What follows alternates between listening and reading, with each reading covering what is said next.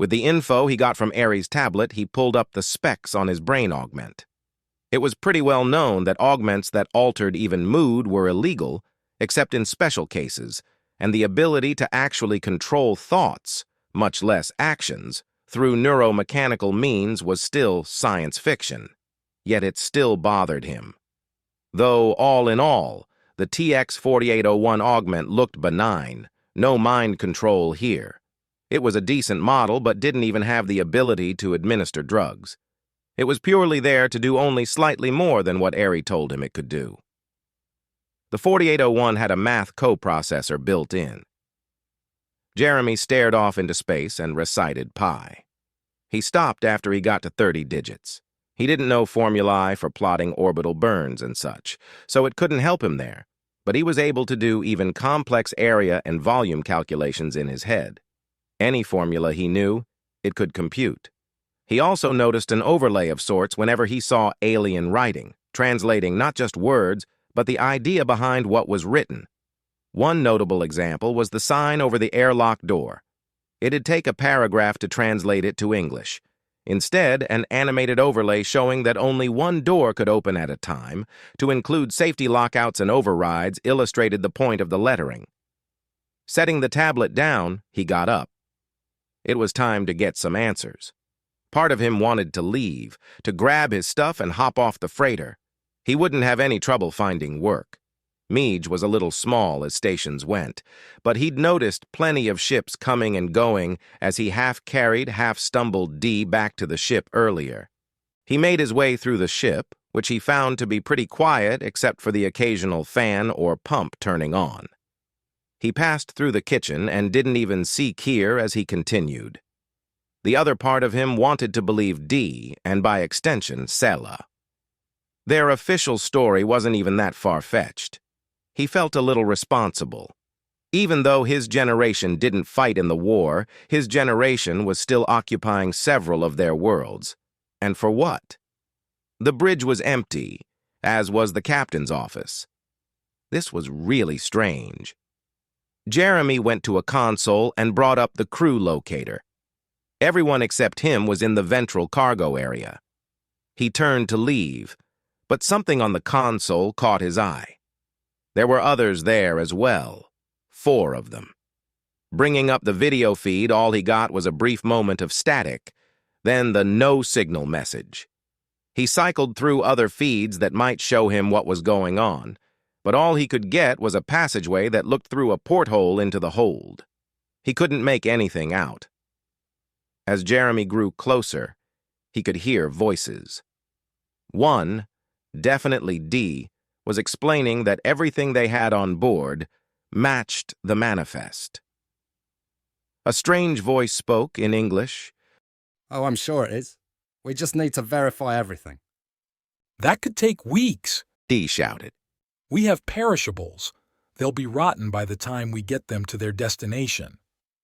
As soon as the voice spoke again, he knew it was Terran, probably from the Midwestern U.S.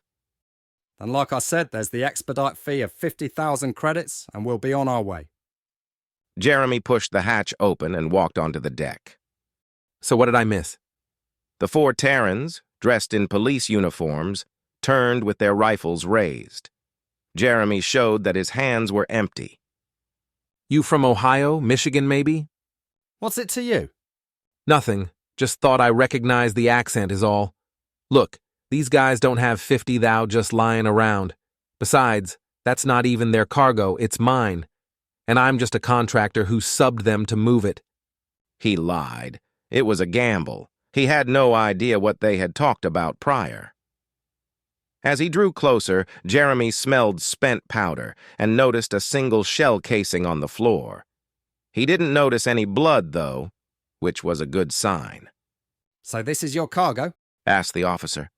"Sure is," Jeremy said, taking another step closer. "Well, then maybe you have the 50 that—" He stopped, listening to something over his earpiece. Jeremy took another step so he could hear.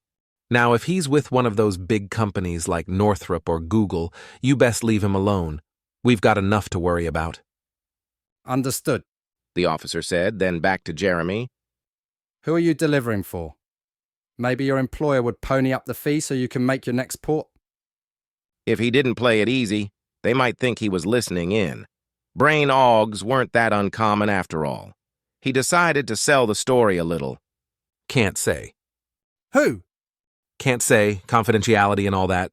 The officer pointed his rifle at the ceiling, fired, then aimed it back at Jeremy. I'm not going to ask again. Whoa, man, easy. Fine, it's Lockheed. Prove it. Jeremy shrugged. Private contractor, remember?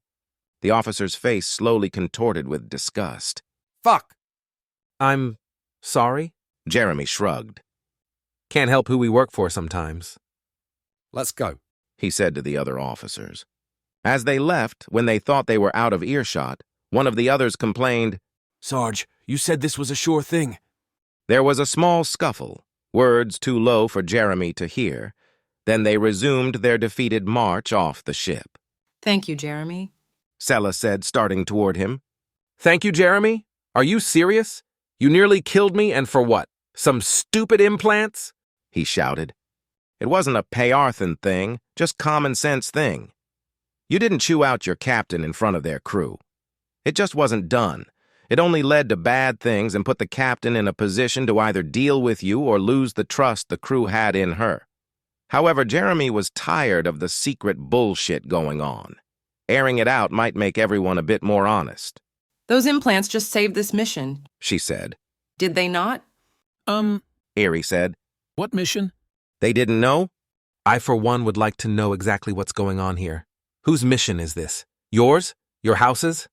Cella breathed deeply. We're delivering medicine and arms to Pa'arthan colonies under Terran control, she said plainly. Arms? Jeremy asked, not sure if he had heard her correctly. Nothing big, not enough for a revolt, but enough to defend themselves if we can get the Terrans to leave peacefully. Sorry, but what? Jeremy shouted. I'm supposed to believe that. Cella took a half-step backward. You cut my oxygen, nearly killed me, forced me into a position I couldn't say no to, no more than 12 hours ago. And now you're telling me that we're supplying arms to Pa'arthan colonies to defend themselves. Erie stood up straight. Cella, you cut his oxygen? What the shit? Jeremy took the briefest of moments to process the fact that the one of the most adorable creatures he'd ever laid eyes on, one that he first mistook for a teddy bear, just swore. Turning his attention back to Cella, Jeremy saw that she didn't have a prepared or easy explanation. He might have felt bad for her, except the whole trying to kill him thing. Dee stepped forward. Jeremy, we talked about this, why we're doing this. The only thing we've not told you is that nearly half of the Pa'arthans under Terran occupation belong to House Ter. That's enough, Dockenbert and Tatum, she said. The pieces of the puzzle fell into place. It was like finding that one piece you needed to make sense of everything stuck to the bottom of the box.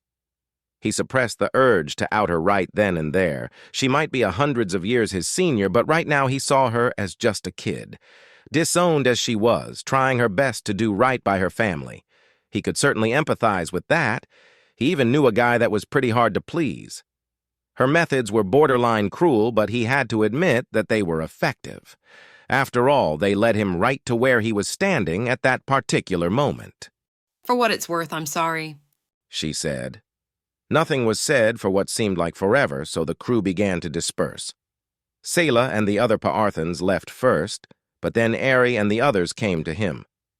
Jeremy, I don't know what you plan on doing, but what happened to you was wrong. We're all hired crew here, not like the Pa'arthans who work for her out of some sense of twisted loyalty. You were the one wronged here, so if you decide leave, we'll go with you. We'll find a new ship to work with, he said. The others nodded in agreement, then shuffled out. Jeremy was left alone in the cargo hold. If they all left, there'd just be Cella and the other three. The behemoth was pretty autonomous, but they were already running a skeleton crew. If he left, everything they'd been working for would fall apart. He opened one of the special containers, noting that the outside dimensions were those of a standard shipping container. Once inside, however, he found that the walls didn't quite match up. Dockenbert and Tatum, can you bring me my tool belt? He asked. Sure.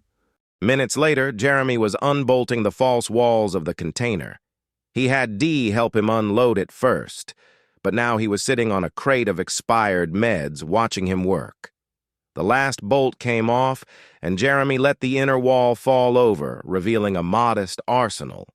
It was nothing crazy, just some rifles and a single anti-air rocket. So what's the plan here, Tatim? Arm the rebels? Fight off the evil oppressors? We're hoping it doesn't come to that, Jeremy. We're timing our deliveries to match a motion in the Council for the Terrans to withdraw their forces from our worlds. It'll get brought up that they need to be self-sufficient. That includes being able to defend the colonies. Cella should be the one explaining herself here, not you, Jeremy said. Yet you asked for me. Dee replied. Don't know why, but I trust you more, I guess. Might be because you're a guy. What is that? Oh, never mind. I can focus on what you're telling me because I'm not distracted. She's out of my league anyway. Not that it matters, really, Jeremy stated. Not really. The whole caste system Pa'arthans adhere to doesn't exactly cover Xenos. However, it's somewhat encouraged now because of the doors those kind of relationships open. I just didn't think she'd pick a Terran. No offense. What do you mean, pick? You think she and I?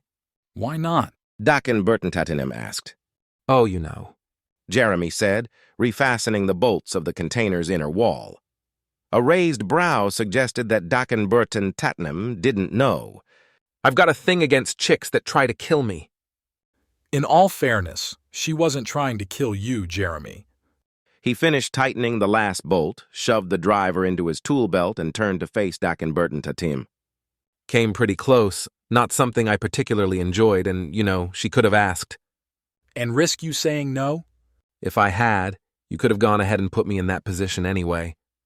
And do you think you'd feel better or worse about the whole situation? Jeremy thought for a moment. I see your point, but the thing is, she didn't ask me.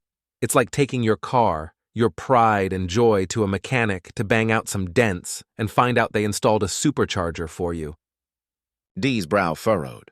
I'm not understanding why that's a problem if they did it for free. It's just, Jeremy sighed.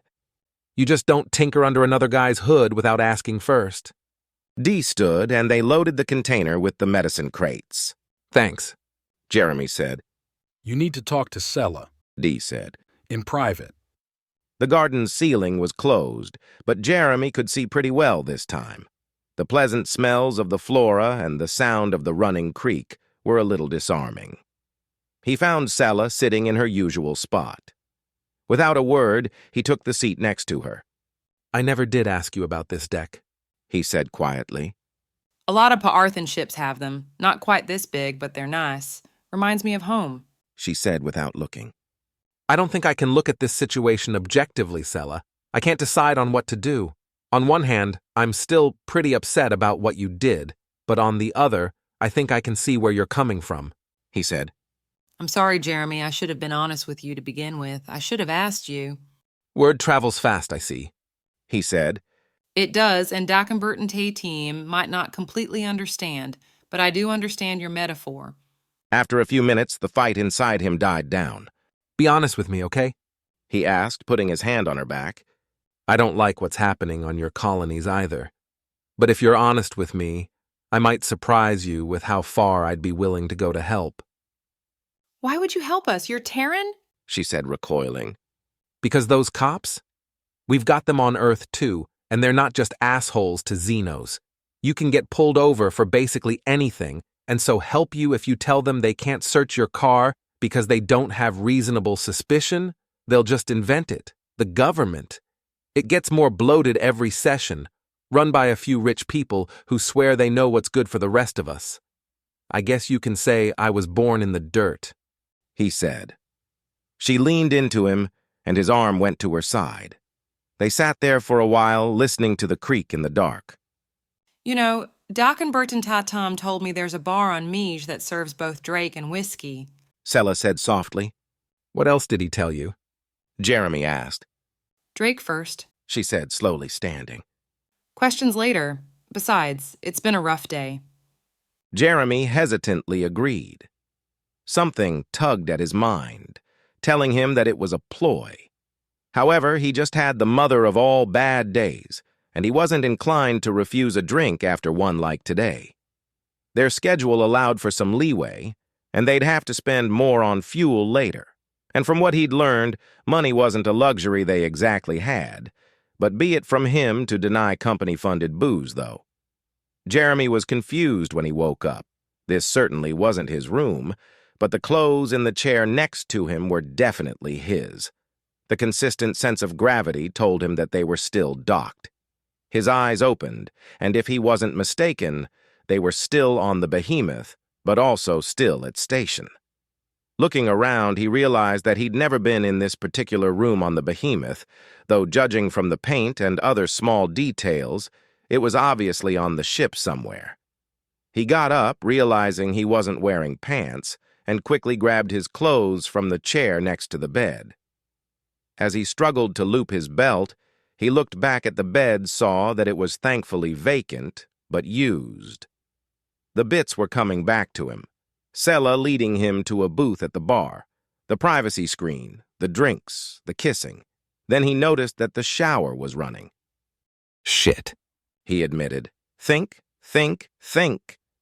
The fab room was the only thing remotely in this part of the ship he'd need to visit. He didn't have his tablet, so he thought of some stuff he'd need. The plan was, slip out, go to the fab room, pretend he'd been working this whole time. Right? Right. It would have all worked out except Dee was on the other side of the hatch, about to press the chime. Jeremy sputtered. Dee didn't remark, but looked like he was in shock. You never saw me, okay? I was never here, and this never happened. McKay, Dee said, stifling a laugh. I'm serious. I won't say a word, promise. He choked. As Jeremy made his way through the kitchen, nobody said anything except Ari, who still hadn't said anything, but showed his disapproval through non-verbal means. He glared at Dee, who shrugged. Ari pulled out his medic tablet and told him, You should probably put some antiseptic on that. On what? That? Ari said, pointing at Jeremy's neck. His hand went to where Ari pointed and found it pretty tender. His fingertips brushed over a raised bump, then another, then another. They made an odd-shaped oval on his lower neck. There was literally no hiding it now, and Dee almost fell out of his chair, he was laughing so hard. Jeremy stammered. I think I have some in my room, thanks. Jeremy had been in Cella's quarters more than his own the last few days, and it was more or less common knowledge that they were an item. Nobody treated him differently, except for Ari, who was more concerned than he was displeased. It had been quite some time since he'd been this close to someone. He felt that his actions would mean something to someone. He'd make some kind of difference. The gnawing sensation at the back of his mind hadn't stopped, however. If these guns were to be used against his own people, he'd basically have committed sedition and was quite literally sleeping with the enemy. No police on the scanners or networks, she said casually. Any chance they tipped someone off? He asked. If they did, it was probably to warn them we're hauling Lockheed equipment. I'd have never thought of that, by the way. They know we can hear their earpieces, she said. Figured it'd be better than picking from a multiple-choice quiz. Write in your own answer, you know? There would only be one surface drop, Jeremy recalled. Cella had colonists on each station they'd visit to ensure delivery. So far, there had been no action on Meej, just the regular political rabble to free them from occupation amped up a bit. He figured that Perth would be the same. Drop off the goods. Next week or so, there'd be political outcry to withdraw Terran forces because they suddenly became self-sufficient. Think we'll get caught? He asked. We're doing regular trade as well. It makes us look legitimate. We are legitimate. There's no actual law or policy forbidding what we're doing. Besides, it'll be too late then.